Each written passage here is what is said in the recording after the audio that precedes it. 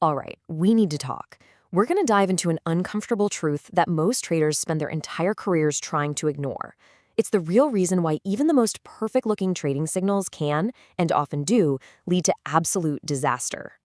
Yeah, this one probably sounds familiar, doesn't it? The signal failed. How many times have you heard someone say that? Or, let's be honest, how many times have you thought it yourself? It's that awful sinking feeling when a trade you were so sure about just completely turns on you. And of course, if it wasn't the signal's fault, well, it's got to be the person who sent it, right? The caller misled us. The blame just shifts. But the result? It's always the same, a losing trade and a whole lot of frustration. Which brings us to the final stop on what I like to call the blame train. When all else fails, it's just easier to write the whole thing off. The group is a scam.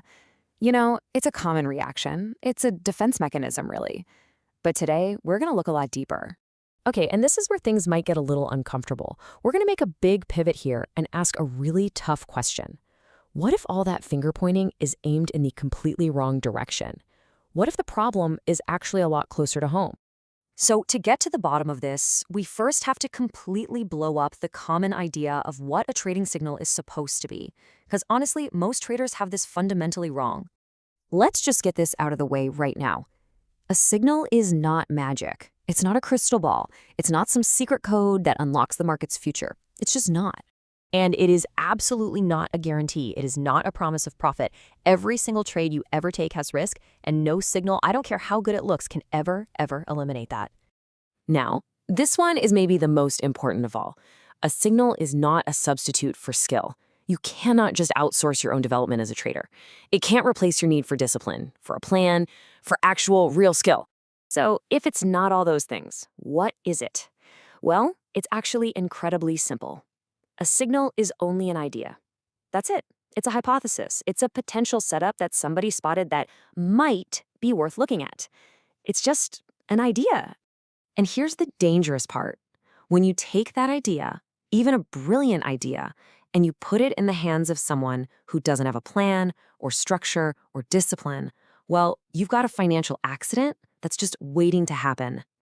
Let me make this crystal clear for you. Let's tell a quick story. We've got two different traders, but they both get the exact same signal, the exact same idea at the exact same time. Let's see how it plays out. Just look at this. It's night and day. On the left, you've got the disciplined trader. He follows his plan. He waits for his confirmation to enter. He sizes his position correctly. He respects his stop loss, no questions asked. He takes profit where his plan tells him to. Now look to the right, the emotional trader. He jumps in late because he has FOMO. He goes way too big, risking too much. He refuses to cut his losses, just praying the trade comes back. He's holding on with blind hope, not a plan. And this right here illustrates the entire point. It was the same signal. The only variable that changed was the person clicking the buttons. So the crucial takeaway is this.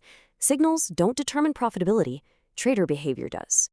Okay, so if we're all on board that behavior is the real problem, let's break it down. Let's talk about the specific personal failures that will absolutely wreck your account, no matter how amazing the signals are. Look, a signal can't fix your terrible entries. It can't force you to be patient and wait for the right setup. It sure as heck can't implement your risk management for you. And it definitely can't control your greed when you're in a winning trade or your fear when a trade goes against you. All of that, that's on you. I want you to think of it like this. A signal is just a tool. A powerful one, maybe, but still just a tool. And tools, as we know, are incredibly dangerous in untrained hands. I mean, you give a scalpel to a surgeon, they save a life. You give that same scalpel to a toddler, you get the picture. So, how do we fix this? Well, it's not about jumping to another signal provider. It's not about finding a better guru. It's about looking in the mirror and starting to ask yourself some much harder, much more important questions. Let's start with the most basic one. Be honest with yourself. Are you trading with a real written down plan that tells you exactly what to do? Or are you just kind of winging it every day? Okay, next one. This is non-negotiable. Do you know, down to the dollar, exactly how much money you will lose if this trade goes wrong?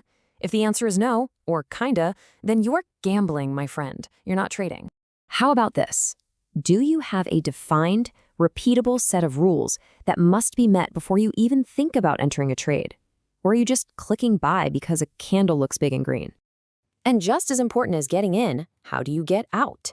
Do you have specific, concrete rules for taking profit and for cutting your losses? Or are you just making it up as you go along based on how you feel in that moment? Which really all boils down to this, the ultimate question. At the end of the day, are you managing your psychology, or is your psychology, your fear and your greed, managing you? Are you really in the driver's seat? All of this builds to one final critical takeaway. You have got to stop the endless chase for a better signal. The secret to long-term success isn't out there somewhere in another group. It's in here. It comes from mastering your own execution, your own risk, and your own discipline. Real success comes from the hard work you do on yourself. So after all this, the question isn't which signal is the best. The real question is, who will you choose to be? Will you be the emotional trader who always blames the world for your losses? Or will you be the disciplined trader, the one who takes ownership and builds a real, lasting skill? The choice is all yours.